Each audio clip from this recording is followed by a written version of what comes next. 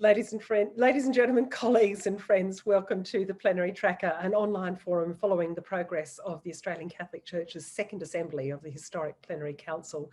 We're bringing you news and insights from the Council from Concerned Catholics Canberra Goulburn with the support of the Australian Catholic Coalition for Church Reform and Garrett Publishing. I'm Genevieve Jacobs. I come to you tonight from the traditional lands of the Ngunnawal and the Ngambri people. I acknowledge their enduring ownership of this place, their elders past, present and emerging, and the traditional owners of the places from whence each of you joins us.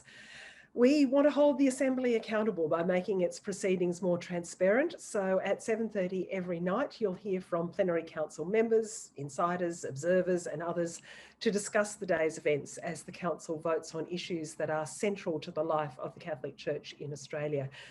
That, of course, includes you. The purpose of the tracker is very much engaging with ordinary concerned Catholics as we build a more humble, transparent and inclusive church.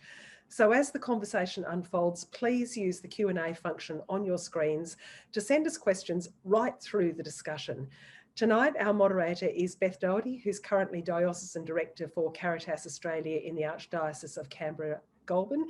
And look, when she appears on screen, you'll see a little link above her head, one of those tiny URLs, which will take you to fundraising for the tracker, because this thing runs on the smell of an oily rag and a lot of love and donations. So if you're in the mood to be generous and support us, please do so. We'll get to those questions about halfway through the session. I never promise that we'll reach them all or that they'll appear in the exact form that they're posed, but we will do our best to cover a diverse range of queries. And please do keep them courteous and clear. Play the ball, not the person. This isn't a space for disparaging genuinely held beliefs from other people. James McEwan is our technical administrator, and if you're having trouble of one kind or another, you can message him through the Q&A, not the chat, the Q&A, if you're experiencing any difficulties. This tracker runs for around 45 minutes. Let's begin now with the news of the second working day, where there was lively and at times emotional debate around the Church's place and mission in Australia. The challenge, how to bear witness to that mission by its recognition of the dignity and the equality of all human beings, irrespective of their sexuality or gender. The tone was set this morning with Columban missionary Father Patrick McInerney citing Vatican II's radical broadening of mission to being participants in the living Trinitarian God's creative love of the universe. The Church is called to promote equality, mutuality, and universal sisterhood and brotherhood between all people. Good Samaritan Sister Claire Condon challenged the Australian Church to address what she called its irrefutable power imbalance, vesting all decision-making in male clergy. Numerous passages in the Gospels and the New Testament were alluded to, showing the inclusion of women in all aspects of the community's life and mission. These relationships challenged the patriarchy of that time and offered a different way towards equal relationships. It's for the Church now to catch up with contemporary Australia in seeking to address sexual discrimination and patriarchy. Unlike in the formal concelebrated masses, where there's a marked distinction between the clergy and the laity, Canberra delegate John WARHURST has noted the Assembly has a more relaxed, a more inclusive feel about it, as most, including the bishops, have taken up the invitation to wear warm, comfortable clothes. The tables are arranged to be a mix of clergy, religious and laity. Although John notes on his table of 8 there are only 2 women, he says that's a snapshot of some of the realities of the Australian Church. Attempts this afternoon to remove explicit references to those who identify as LGBTIQA+ failed to get a qualified consultative vote, although they did achieve a simple majority. We wait to see what the bishops do with their deliberative votes tomorrow on all the matters that were discussed today. Today, the bishops were in complete harmony with yesterday's consultative majorities on the matters of reconciliation and responses to the sexual abuse crisis. And in fact, Catholic Social Services Australia delegate Francis Sullivan believes that the motions on sexual abuse yesterday do show how far the official church has travelled. Each night, we'll be looking at 2 themes from the Plenary Council's agenda. Tonight, we'll be discussing missionary call and inclusion. Shortly, we'll be joined by Father Andrew Hamilton, theologian Tracy McEwan, and Rainbow Catholic activist Ben O. But I'd like to begin now by welcoming Plenary Council members Claire Victory and Ian Cameron. Claire is the National President of the St Vincent de Paul Society. She has a background in private legal practice, but now works as an industrial officer for a union, and she lives on Kaurna land in Adelaide.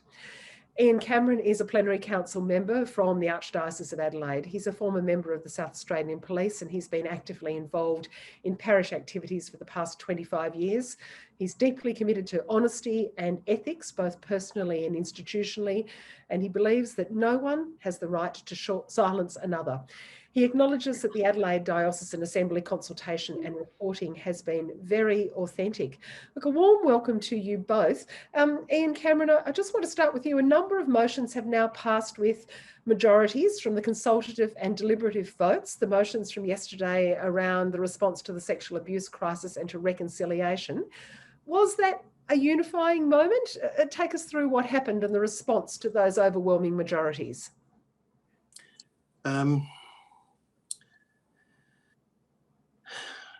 Today, I think there were some unifying moments yesterday, but I think today was more mixed. I think, can I just mention to start with that there were 2 women at my table of 8, 3 lay people, 2 priests, 1 nun, 2 bishops, and the generosity of sharing and sincerity and listening and being willing to examine another point of view that's been raised by somebody was just outstanding, and a great privilege to be part of. I'm a bit unstable there too. At the very crunch, what did he say about women? I'm sorry, Ian, I think we've got a little bit of interference. Go ahead, you're acknowledging the generosity of people. Of the people at my table. Yeah. I enjoyed Claire Condon's opening challenge and her discussion of synodality relating to full communion and participation and mission for everybody, and the power imbalance, as you've already indicated. She mentioned Archbishop, the late Archbishop Faulkner, when he was Archbishop of Adelaide, and his governing body was himself and the Vicar General with 2 women, and she cited that as the potential of what can be achieved. So she talked about the practice structure and processes that give witness to equal dignity.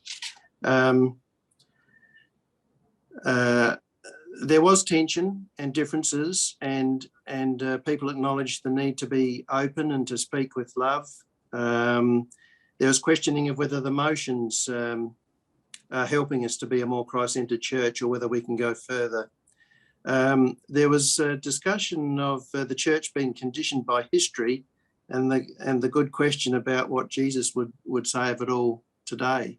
There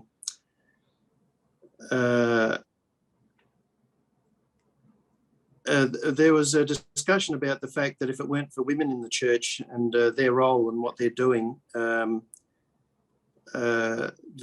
we'd be lost. And a lot is happening in terms of empowering women in governance in some ways. One of the priests gave his experience of encouraging many women to speak up in roles in the parish, so that they advanced into diocesan roles in key areas. And he enjoyed working with women bosses, for example, principals of schools. So he was giving the perspective that there is a lot of women's participation at senior levels, notwithstanding the other side of it. I might perhaps just go to Claire Victory on this. Claire, John WARHURST did report to us that there was a growing feeling among women delegates today that this was a transitional moment, that the question of women's inclusion and rights was at a crunch point. And I know there was tension in the room. What happened in today's deliberations? It was a really intense day. We started with essentially a bit of a high point with the bishop's vote affirming the consultative vote on the questions of reconciliation and the inclusion of Indigenous Australians. Almost unanimous, but not quite. So there was a sense there of, okay, we're getting somewhere here. There's listening. There is agreement on these things. A little bit less so with the healing in terms of people who've suffered abuse. But still, okay, yeah, we've been heard there, and there's a really common sense there that you know, we're heading in the right direction with these things. Again, there's not huge action called for in a lot of these motions, but okay, this is at least a baseline we can set, which we can agree to. Unfortunately, the day ended on much less of a high note in terms of women's inclusion. I think there was a lot of nerves and a lot of tension going into the day. There was a lot of high emotion throughout the day. There was a lot of just gut churning, trying to support each other through the day. And there were some real shocks, weren't there, Claire? But by the end, the final few votes were quite literally shocking. And why? Was a lot of... Talk us through that. What happened and why? There were some fairly minor statements around, again, not calling for any huge action, but acknowledgement that we've heard that people are frustrated and distressed about certain things that didn't even manage to get up. And that was distressing because they weren't calling for any action. They weren't calling for big change. They were simply saying, this plenary council, the members have heard what each other are saying and that there's some frustration and distress.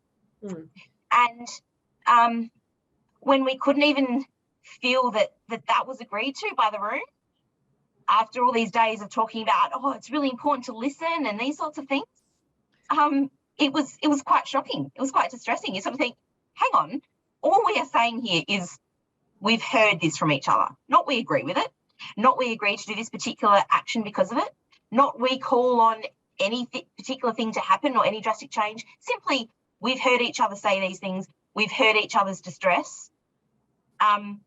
When we couldn't agree to that, that was shocking, and that was essentially how we ended the day.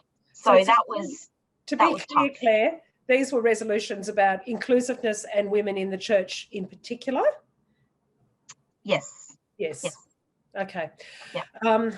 I'm just interested in whether there were some underlying assumptions about sexuality, minorities, evangelisation that delegates were expected to share, whether it was presumed that there were agreed foundations for the discussion, or did it really become clear that there were some big fault lines emerging between Conservative and Progressive delegates? Yeah, I'd say there's definitely some fault lines, and the language or rationale that some people were using to try and argue for particular points of view were in and of themselves, I think, quite abusive and erasive. The term gaslighting was used more than once. I think when you're using language like, oh, these people feel that they're excluded, these people feel that they're marginalised, and or if we use a term like LGBTIQA+, that's actually, that's labelling and that's defining people in a way which really excludes them, when you're the very people who've been excluding them and pushing them to the margins, and then using that as a reason to not use that language in a motion to sort of try and recognise the hurt done to those very people, was really upsetting and frustrating. It was gaslighting. We saw that a few times throughout the day, to be perfectly honest. I'm feeling all very raw here, but there was a lot of that. So it was a really tough day on these two topics. We had, I feel like there were some successes in terms of things that we managed to get through or amendments that we managed to defeat. But there was also some really shocking things where I thought, surely this is not controversial. This asks for nothing. This is the most basic thing that you can do, and that didn't get up. So it's been a very emotional day. Yeah. And Ian, we heard from you earlier that it was emotional and it was difficult, that after the agreement of yesterday there were real difficulties.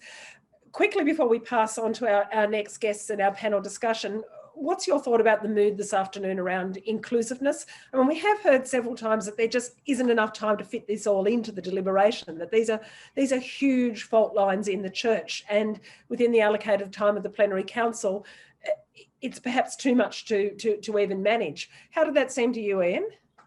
I think there's very broad. What struck me is how broadly, both in my discussions before the plenary, but around the table, that people want people to be included. They want everyone to be at the table, to receive communion. There's just no difference. That's the overwhelming message that I was getting in any discussion. But I think then when it came to specific things, my concern with not including the LQB GTI term in the documents because you want to respectfully treat everybody the same and therefore not specifically mention any group. I think the difficulty with that is then the issue is deleted from the document. That's my problem. So I think we need to name all the various groups so that the dialogue is maintained, so that the excluded are identified and discussed, and whether or not the plenary gets anywhere, the dialogue gets somewhere. I think there was it was most interesting, the positive, and I'll just make one final point. There was a lot of discussion on the issue, and I'm not allowed to tell you the results of voting. That's tomorrow at lunchtime, but there was a lot of discussion around eligibility for the diaconate as an example. And what impressed me was that the people were able to talk to the whole gathering, and what they did was get one speaker for the motion and another speaker against, so it was balanced. The arguments were presented. I feel that in some cases the thinness of some of the arguments was quite stunning, and wouldn't withstand scrutiny. And there's still a lot of tension. Some people would say, desire for women to have these roles is just an expression of frustration, as an example, whereas someone else would say, well, we've got the entitlement or the right to seek roles in general society, but we're still restricted in some regards within the church. So that was the nature of the debate, and you'll be able to find out the voting results of that tomorrow. And look, I've got some comments coming in already. One from Annie Claire, who says to you, not a question, but please say thank you to Claire. I can see how hard this is for her, and I do appreciate her speaking with us. Other people saying, do members feel the meeting discussion is contrived, that it is not really free? Clearly, this has been really difficult. But look, let's move on to our panel discussion. We're joined tonight by Father Andrew Hamilton on the issue of missionary call, and Tracy McEwan and Benjamin O will join the discussion on inclusion. Andrew Hamilton is a Jesuit priest who's taught theology and church history for 30 years. More recently, he's been a writer with Jesuit Communications and Jesuit Social Services, with some engagement with refugee issues and communities. Dr. Tracy McEwan is a theologian and sociologist of religion. She's involved in research, teaching and activism, and her recent projects include the podcast Australian Women Preach and an international survey of Catholic women for the Synod for a Synodal Church. And she's the current Vice President of WATAC. Benjamin O joins us too, the founder and co-chair of Rainbow Catholics Interagency Australia. That's the umbrella body for Catholic LGBTIQ ministries in Australia. And Ben was the founding secretary of the global network of Rainbow Catholics. Look, let's go first to that issue of missionary call. Claire, missionary call can have such pejorative overtones. What does it mean today in the context of the frontline services? You come out of that background of Vinnie's. I read an editorial in Canberra Times today that says organised religion is as toxic as tobacco and it's on its way out. And I thought, well, I just wonder how you'd feel if we took away all the healthcare and the schools and the social services too. What does missionary call mean to you in this context? Oh, look, that's a tricky one. Look, one thing that we've heard a lot through the plenary, and including today, was a lot of people saying, the church in many ways is great at meeting that missionary call and being Christ-centred. For a lot of people, our schools are safe places for children, and, our services are doing great things. But then there's the frustration with, well, then why isn't the rest of the church or the church as a whole listening to us and learning from our examples as to the things that you can do to actually be Christ-centered, Christ-focused, Christ-like in how you treat people. None of us are perfect. No one's saying our education or other services are perfect, but we're saying, well, some of these things and some of these motions, parts of us, some of the Catholic Church are actually already doing pretty well. And then we're saying these are things that you could all do and should do, for example, around inclusion and those sorts of things. And we're saying do them, and now you're voting against them and saying that no, that's not okay. So what's the point? We're Catholic. We're going from the same. We thought we were reading from the same page. We're following what we thought was the same example. We're following Jesus in this, and that seems to be working okay in terms of the people that we are reaching. You're complaining that you're not reaching enough people, that you're losing people, and yet you're not following some of the basic things where we seem to be doing well in our agencies and services. So this is tricky. I don't know how much more clearly to say these things. It's a tricky thing, and in the context of today's discussions, it's been a bizarre day on that topic. Andrew Hamilton, I want to bring you in here because this has obviously been a really troubling day. People are expressing a great deal of frustration and some pain. I can see Ben at the bottom of my screen nodding his head at this idea of inclusiveness for some but not for others.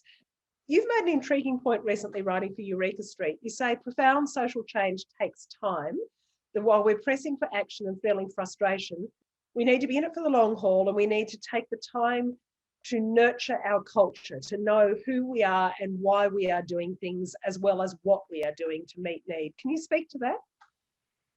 Yes, thanks very much, Genevieve.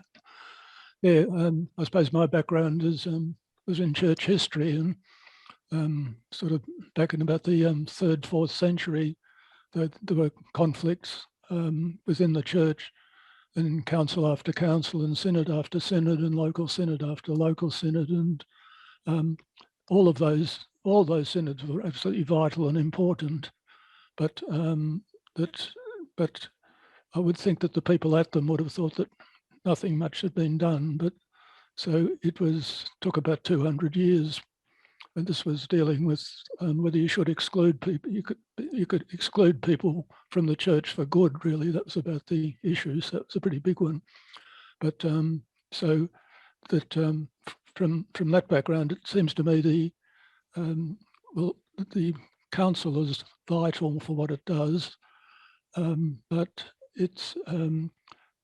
really the problems which the church faces are much greater than any the resolutions or even the results of the council can achieve. That it's as with, I suppose, Indigenous freedom in Australia, and with NATSIC has its this week also, but the NATSIC itself's been going for 22 years, meeting year after year after year.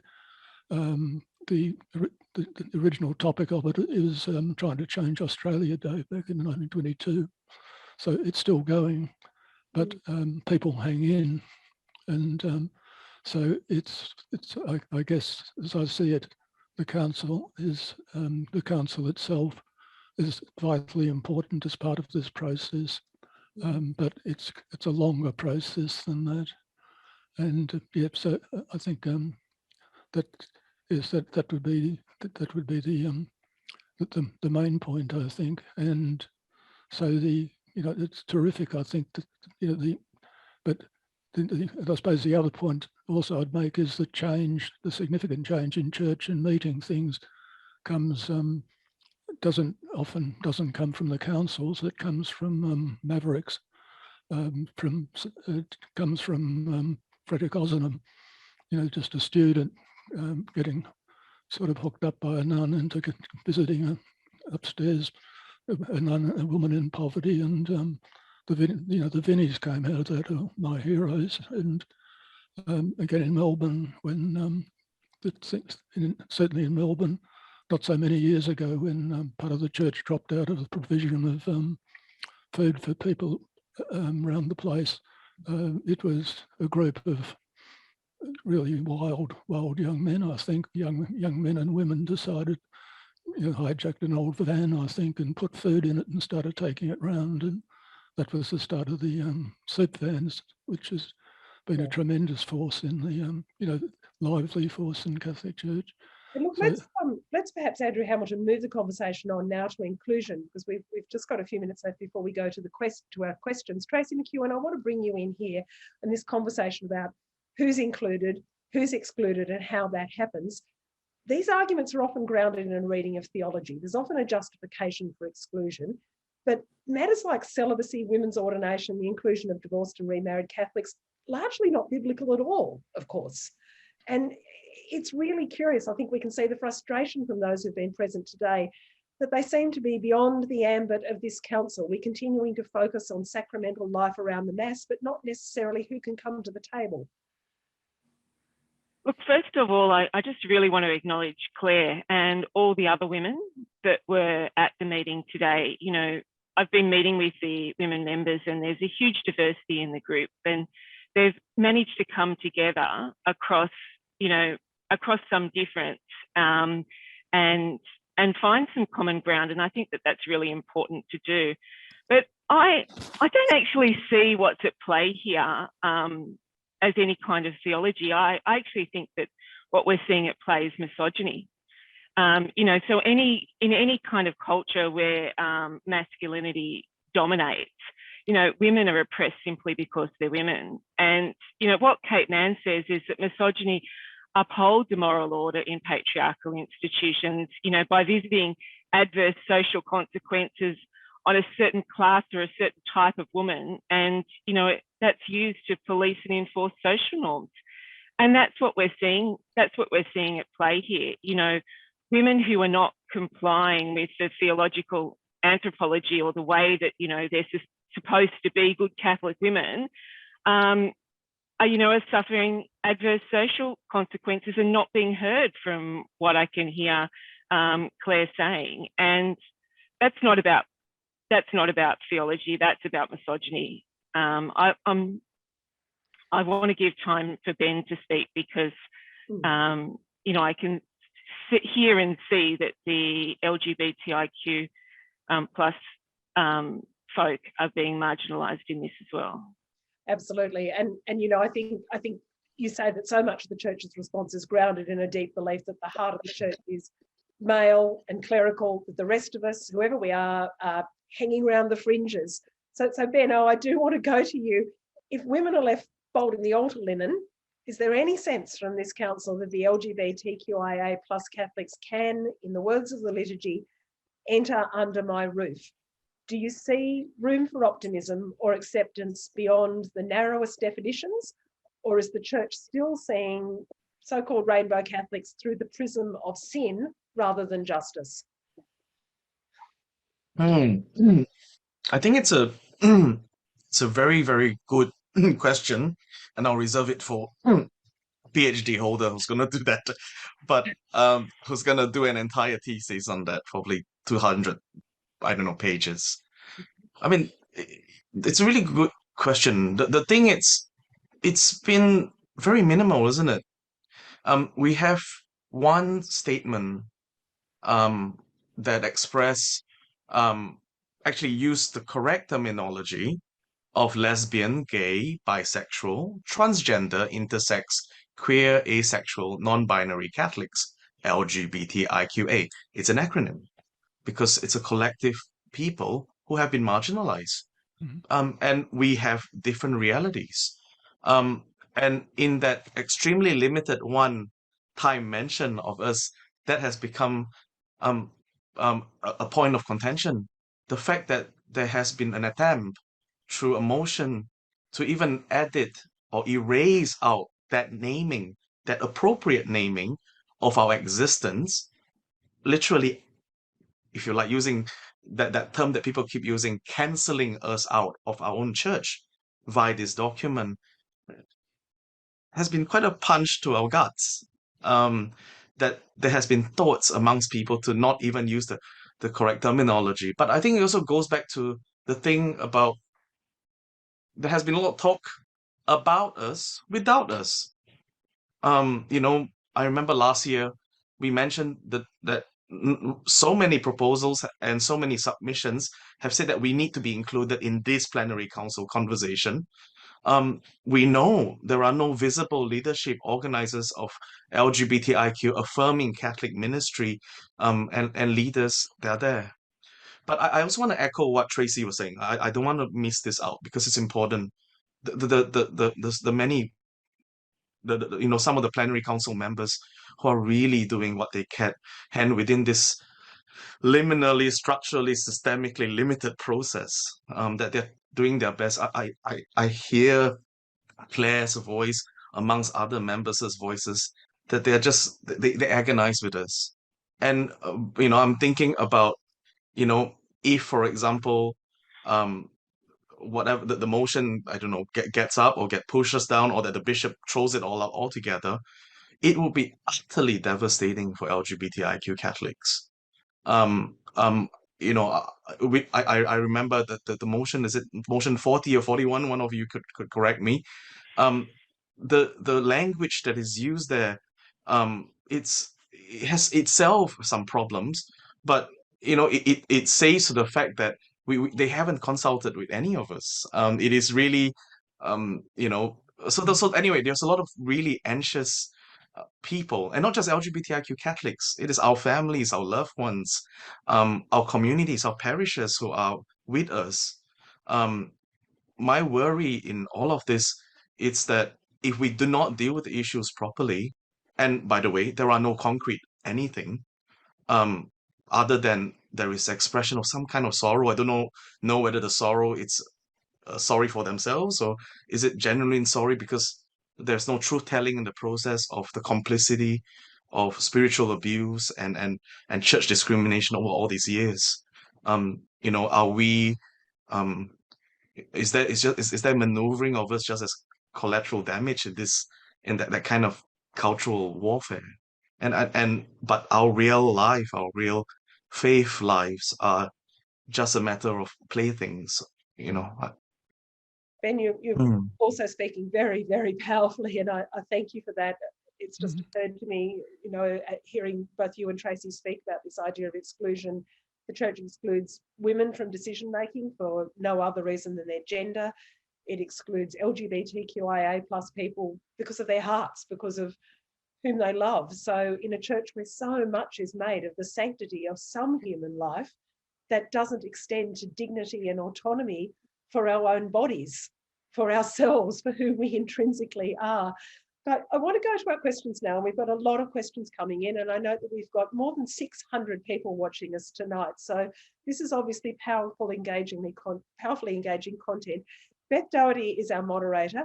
She's a journalist, teacher, musician, author, and the Diocesan Director for Caritas Australia in the Archdiocese of Canberra and Goulburn, and the author of All the Beautiful Things, Finding Truth, Beauty and Goodness in a Fractured Church. And I will just point out, you'll see the little URL above her head if you would like to donate to the cause. Beth, take us to the questions. We're being flooded with people who are expressing concern and passion about these issues. Thanks, Genevieve. It's a pleasure to be with all of you tonight. I won't delay too much because we do have a lot of questions coming in.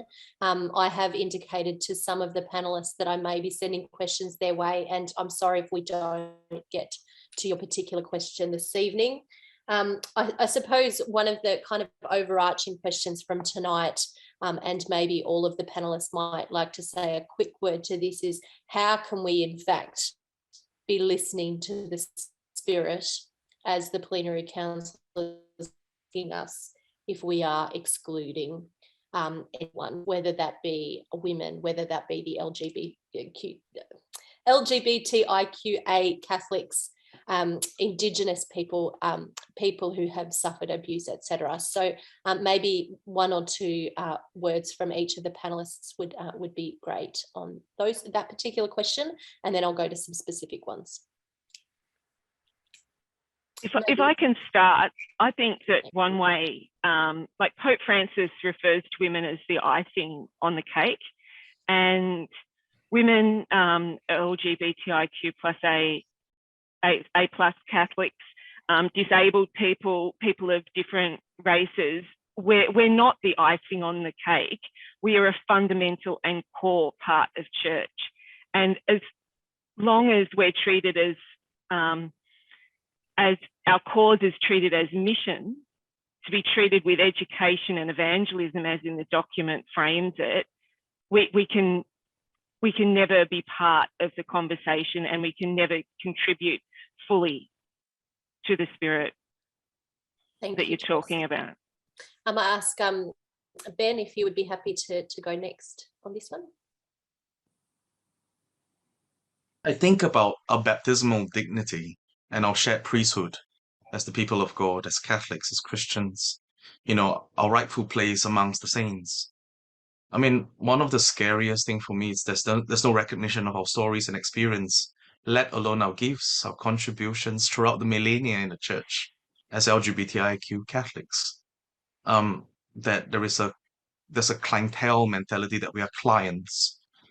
Somehow we've been just relegated to this clients mode thingamajig, and it's very it's very othering. And then yes, I think gaslighting is a really interesting term, because there is something there that says that we will tell you whether you are a part of the church when we decide you are a part of the church. But That's if you right. are, yeah, but if you're closet, I think, one of the Sorry, Ben, sorry to interrupt you there. go I was for it. just going to say, just echo what you were saying earlier, you know, those words cancel culture and gaslighting do seem to be coming up, you know, very much in our conversations at the moment, and they're very much part of the public consciousness.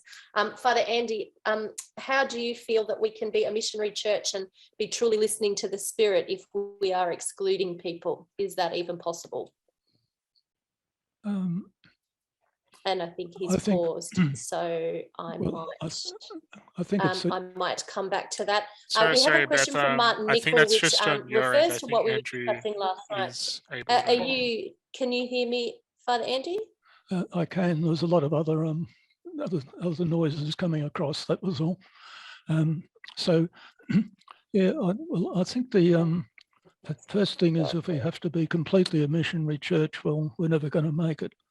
I mean, the church is a shonky outfit, and that's, you know, and Jesus, the people Jesus called were shonky as hell too. So that's us. So any kind of relationships that we set up in church, and any framework of church, is always, there's going to be inclusion and exclusion, and it's always going to be a battle. So that'll be the first thing, just being realistic. And the Spirit is the spirit of inclusion, so moving towards it. But I think though just thinking for myself, just the key thing really is where the Spirit talks is to go out beyond where you're comfortable, and to go out to people who are at whatever the margins that we're talking about are.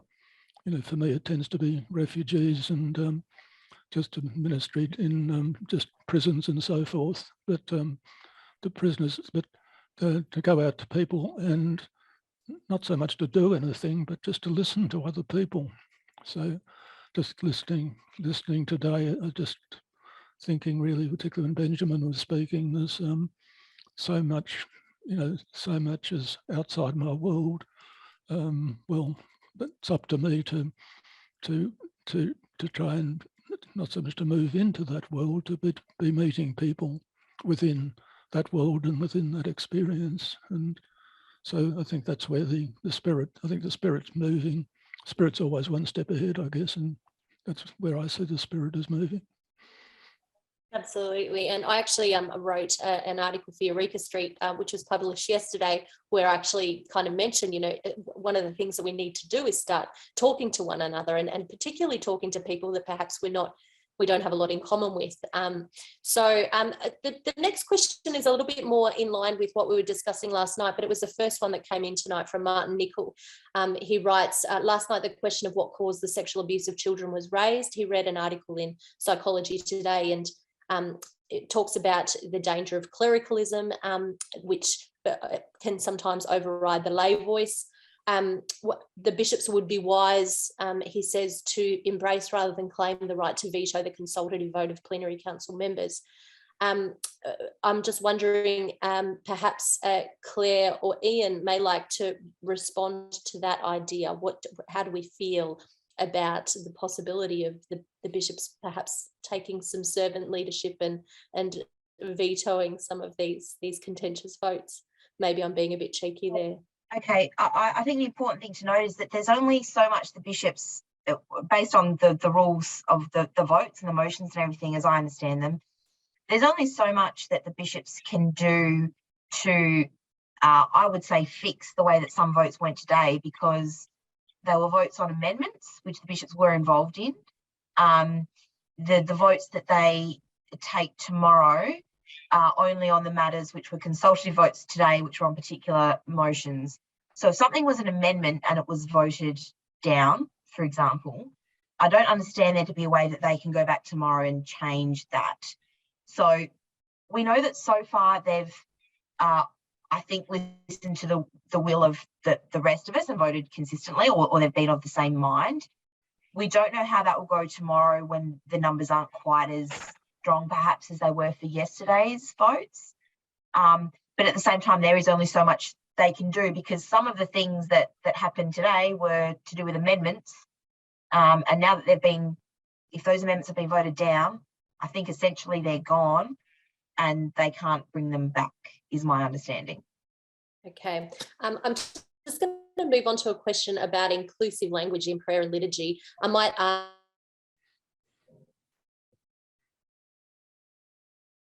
maybe Claire, if to this one, pay attention page, inclusive language in prayer stream sessions so far point to what inclusion might mean. Now that's from Sister Veronica Lawson in Ballarat.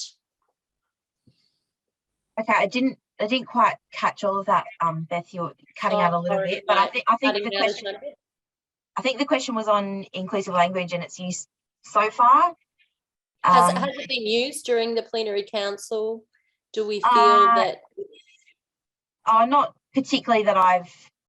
I noticed on the live stream today, because I watched the early session, and there wasn't a huge amount of attention given to inclusive language in that prayer service that was this morning. Would you agree, Claire?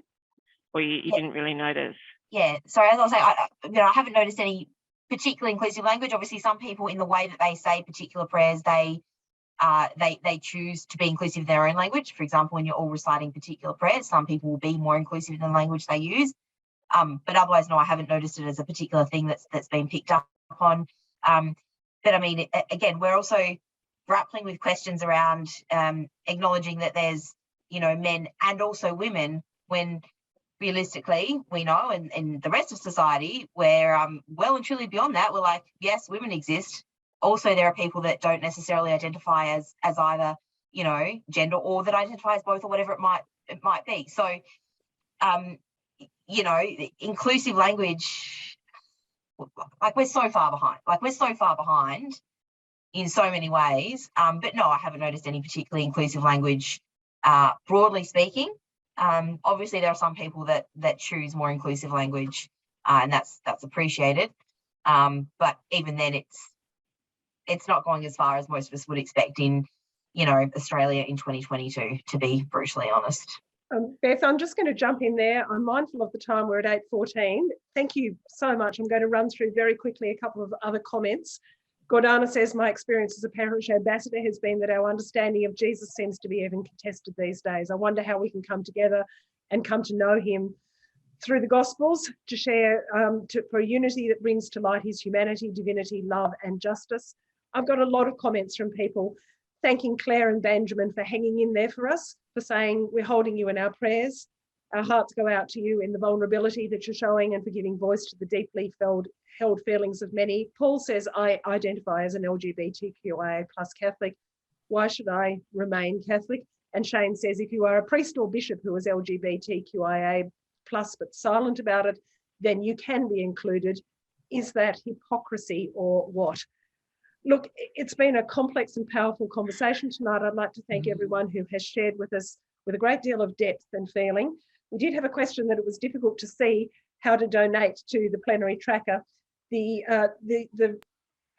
address is https with the customary dots and dashes tinyurl.com/plenary-tracker. And look, I think if you go to Garrett Publishing, you'll also be able to see how to donate. Tomorrow, we're going to be talking about liturgical and spiritual life and formation. We'll be joined by Mark Copland and Sister Claire Condon to discuss spiritual life. And we'll go to Professor Mary Colo, who's also been contributing very vigorously in the comments for an important discussion on formation. You can also follow the Council's progress via several blogs, including from tonight's guests. Francis Sullivan is writing a blog via Catholic Social Services. John WARHURST's blog can be found with Concerned Catholics Canberra Goulburn. Geraldine Doog is also following the process. Those links are all on respective web pages and that of Garrett Publishing. And if you're curious about the Council agenda, you can read the Motions and Amendments document, which was released last week on the Australian Catholic Bishops site. Thank you so much to all of our guests. Thank you to you. Please join us again tomorrow night for another powerful conversation about the direction that the Australian Catholic Church is taking and whether there is indeed hope of reform or whether those hopes will effectively be stillborn. Thank you so much for your time.